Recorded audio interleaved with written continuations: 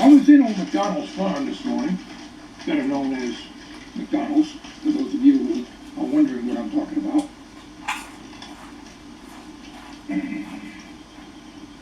And it always amazes me. Every once in a while I see this. Now, this morning, it was about 34 degrees. And the snow was melting pretty good. I go into McDonald's, have my egg and cheese on a biscuit that I usually get quite often, and coffee. And I'm sitting there, and there's a guy, I'd say probably in his 50s, sitting at another table, and the fool has shorts on and sandals, no socks, shorts and sandals. What is with these guys?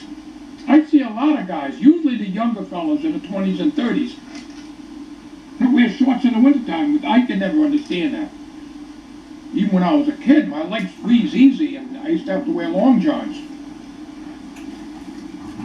But it amazes me. Oh, man. It amazes me that a guy would wear shorts and sandals in the middle of winter. He had a coat on, but that's it.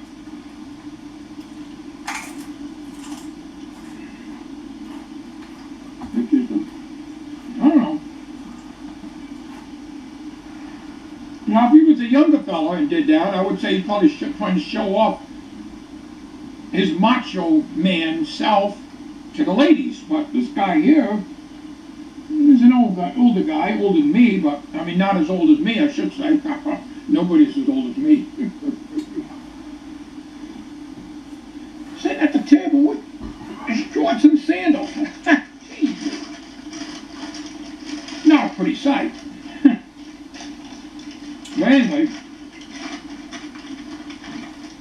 I have to have the heat on in the truck. I have to have it down on the floor. My feet and legs get cold, and I wear, jeans. I don't wear long johns. Well, as a kid, I used to wear them occasionally, but my father did. My father wore long johns. See, we have skinny legs in the family. I mean, my side of the family, my brother, my sister, my cousin. We have skinny legs, and we don't have a lot of meat on the legs, so I guess maybe that's what it is. I don't know, but it just hurts me. I mean, I've seen young fellas, guys probably in their 20s. It'd be 5-10 degrees outside, and they come into Dunkin' Donuts. It hasn't been a couple of years since I've seen that. Come in with just a t-shirt, on one of those muscle t-shirts. And here we are, bundled up with our coat, cold. This guy coming in with a t-shirt, no coat. I've seen some young ladies come in to Dunkin' Donuts in the winter time. I haven't seen it this year so far. They come in, no coat, and no protection from the cold weather. I don't know. What is with the generation? I don't know.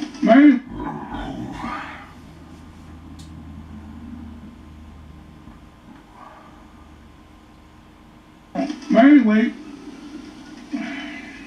I'm not enjoying this. I don't know, it's like the cake pot is like greasy. The cake is like, it's heavy, probably loaded with grease. Everything they have here at McDonald's is grease. Even the, I'm not going to finish this. I'm not enjoying it. I just didn't want to get a worm burger, as the saying goes. We joke about worm burgers because Years ago, you used to hear McDonald's meat had worms in it. It's just an old joke that probably never is so, but, you know, we still call it that. Yeah, I don't like that. I just enjoy my coffee and that's it.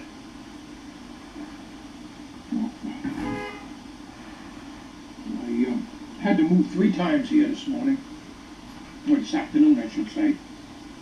As soon as I get settled, somebody pulls in next to me, sits in their vehicle.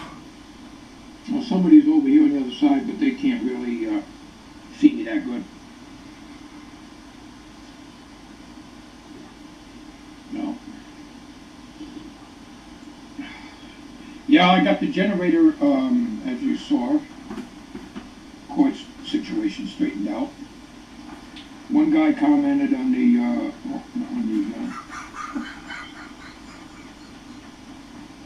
auger, saying that might come out of place. I doubt very highly that it'll come out of place.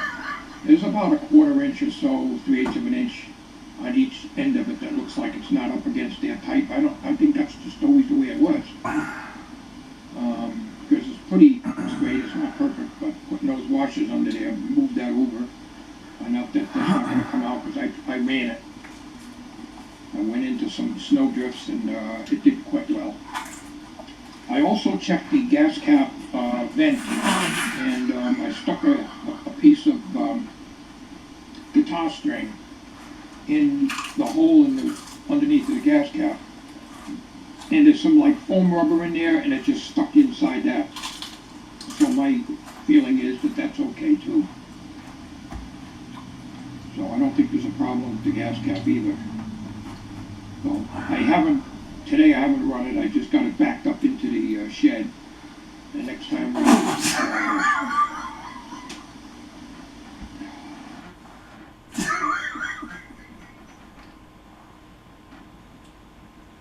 I'm recording it now. I really don't know. I think I am. The light is so bright on that thing and I can't see. Even with my reading glasses, the LCD screen. That is why I had a hard time reading the spark plug number. The number was on the spark plug Snowblower, but when I'm looking with my eyes without reading glasses on, which most of the time I'm doing when I'm videotaping, I don't use the reading glasses. So in the viewfinder I couldn't read what it was. Until I played the video back and then I could plainly see the number of the plug. So those spark plugs that they use in those things, there's no cross-reference for the torch, T-O-R-C-H, in the spark plug. But it appears to be in very good condition. It should be.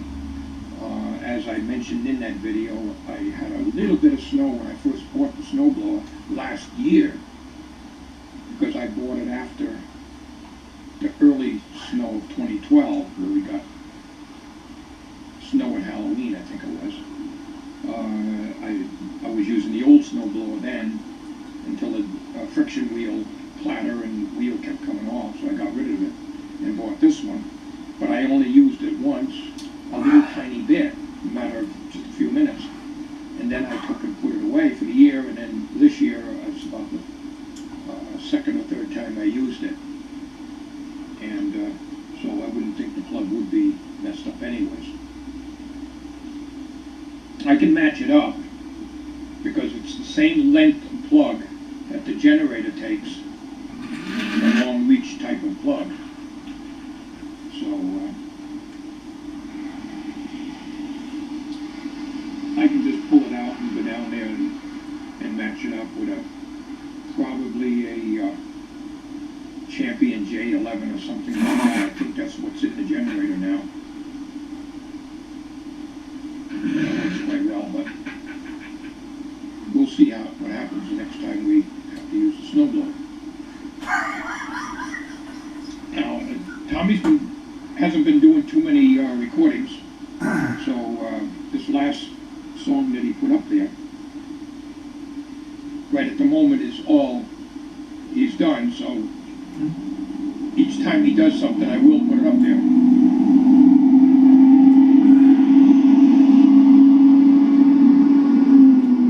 That's a big garbage truck. That's a big garbage truck.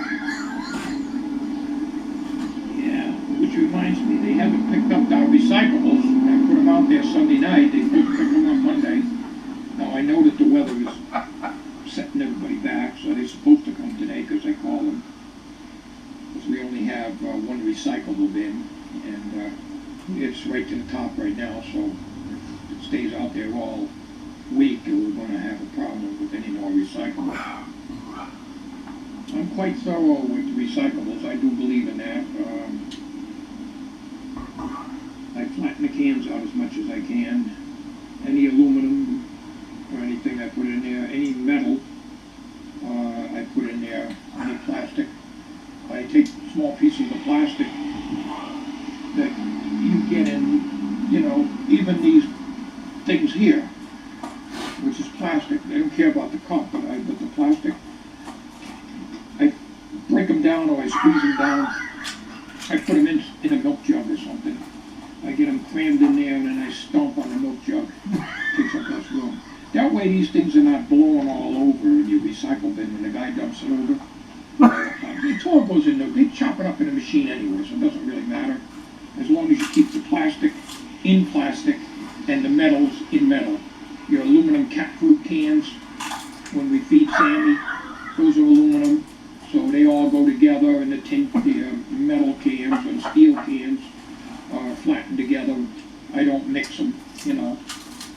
If they want to chop them all together, they can do that. I keep plastic in plastic, so some of this plastic is really, really light. It blows all over the place, and takes up a lot of room unless you condense it down. So some of the thin stuff I'll chop up with a pair of scissors, shove it in my milk jugs, or any other plastic jugs I have. Get that crammed full and either flatten it or put the cover on it, set it out there the way it is. So that's the way I've been doing it for years. Yep.